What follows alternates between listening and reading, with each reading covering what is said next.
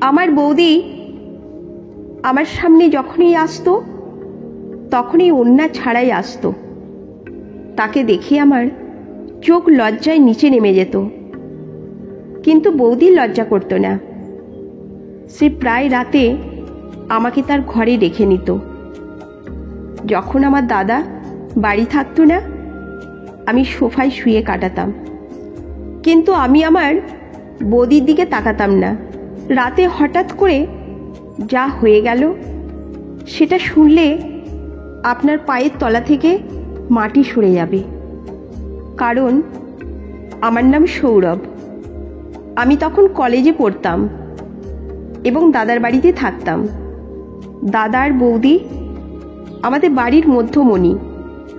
দাদা খুবই ব্যস্ত মানুষ, ব্যবসায়িক কাজের জন্য প্রায় বাইরে থাকতেন। বৌদির নাম মিতা। আমাদের সবাইকে মায়ের মতো করে দেখত। প্রথম দিকে বৌদির সাথে আমার সম্পর্ক ছিল একেবারে ভাই বোনের মতো।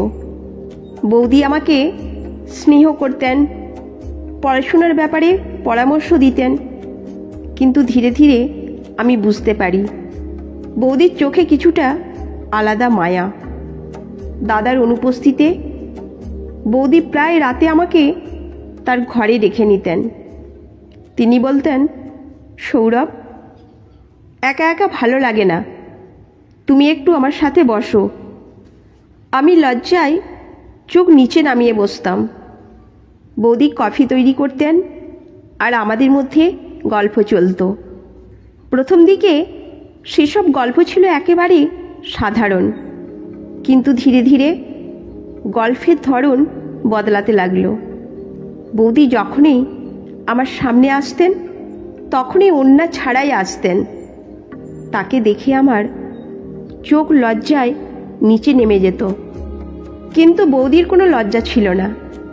একদিন রাতে যখন দাদা বাইরে ছিলেন, বৌদি বললেন, সৌরভ, আজ একটু তোমার সাথে বিশেষ কিছু কথা আছে। রাতে বৌদির ঘরে গেলাম। বৌদি বললেন, সৌরভ, তুমি কি জানো আমি তোমাকে অনেক ভালোবাসি? আমি চমকে উঠলাম। আমি বললাম, বৌদি, তুমি কি বলছো? বৌদি হাসলেন, সত্যি সৌরভ, আমি তোমাকে দাদার মতো করে ভালোবাসি না। আমি হতবাক হয়ে গেলাম। বৌদি আমার হাত ধরলেন। সৌরভ, আমি তোমার সাথে সময় কাটাতে চাই। দাদা তো প্রায় বাড়িতে থাকে না। আমি চুপ করে রইলাম। বৌদি আমার দিকে এগিয়ে এলেন এবং আমাকে আলিঙ্গন করলেন।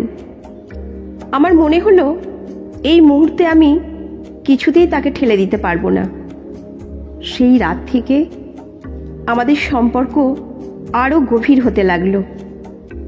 বৌদি প্রায় রাতে আমাকে তার ঘরে রেখে নিতেন। আমরা একে অপরের সাথে আরও বেশি সময় কাটাতে শুরু করলাম। আমাদের মধ্যে গোপন আলাপচারিতা চলতে থাকলো। বৌদি বলতেন, সৌরভ, তুমি আমার জীবনের একমাত্র সুখ। আমি জানতাম এই সম্পর্কটা সমাজের চোখে কখনোই গ্রহণযোগ্য নয়, কিন্তু বৌদির প্রতি আমার অনুভূতি এমন হয়ে ওঠে যে আমি কোনো কিছুতেই তাকে ছেড়ে যেতে পারতাম না।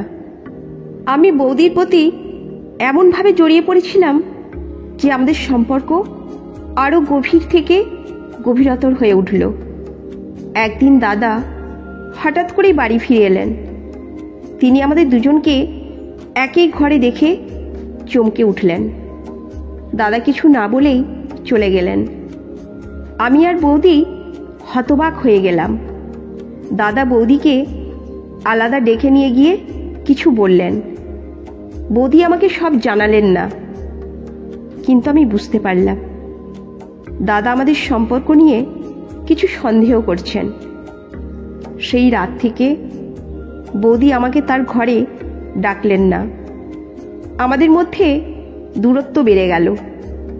আমি বৌদির দিকে তাকাতে পারতাম না, আর বৌদিও আমাকে এড়িয়ে চলতেন।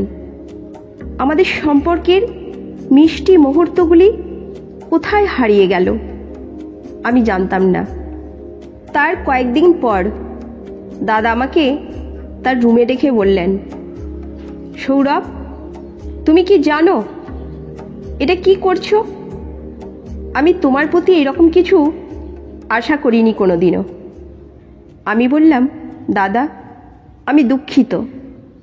দাদা বললেন, সৌরভ, সম্পর্কের মায়ায় মানুষ সব কিছু ভুলে যায়, কিন্তু সমাজ কখনোই মেনে নেবে না। আমি দাদার কথা মেনে নিলাম। আমি জানতাম আমাদের সম্পর্ক কখনোই সমাজের চোখে গ্রহণযোগ্য হবে না। আমি বৌদির থেকে দূরে সরে গেলাম। বৌদি কিছু বললেন না, শুধু চোখের জলে বিদায় নিলেন। আমি দাদার বাড়ি ছেড়ে চলে গেলাম। আমি জানতাম বৌদির সাথে আমার সম্পর্ক কখনোই সফল হবে না। আমি নিজের জীবনে নতুন পথে চলতে শুরু করলাম, কিন্তু বৌদির মায়া, তার সোহাগের স্মৃতি আমার মনের মধ্যে আজও অম্লান। বৌদির সাথে কাটানো সেই মুহূর্তগুলি আমার জীবনের এক গুরুত্বপূর্ণ অধ্যায় হয়ে রয়ে গেল।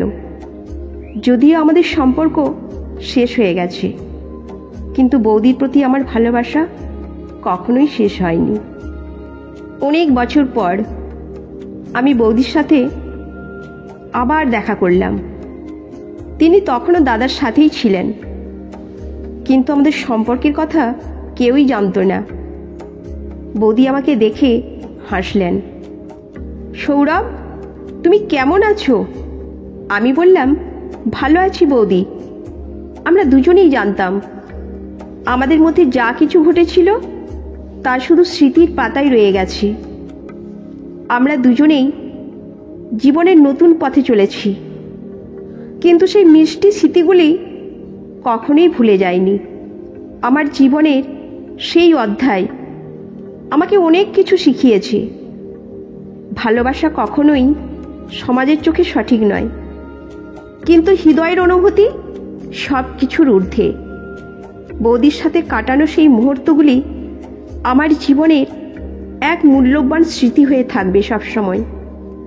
ভালোবাসা কেবলমাত্র হৃদয়ের অনুভূতির মধ্যে সীমাবদ্ধ নয়, এটি সম্মান, দায়িত্ব এবং সঠিক পথে চলার উপর ভিত্তি করে গড়ে ওঠে।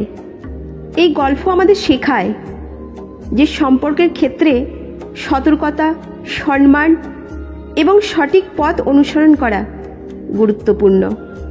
হৃদয়ের অনুভূতি সবসময় সঠিক পথে পরিচালিত হওয়া উচিত এবং সৎ জীবনযাপন করা উচিত। এই গল্পটা আপনাদের কেমন লাগলো অবশ্যই জানাবেন।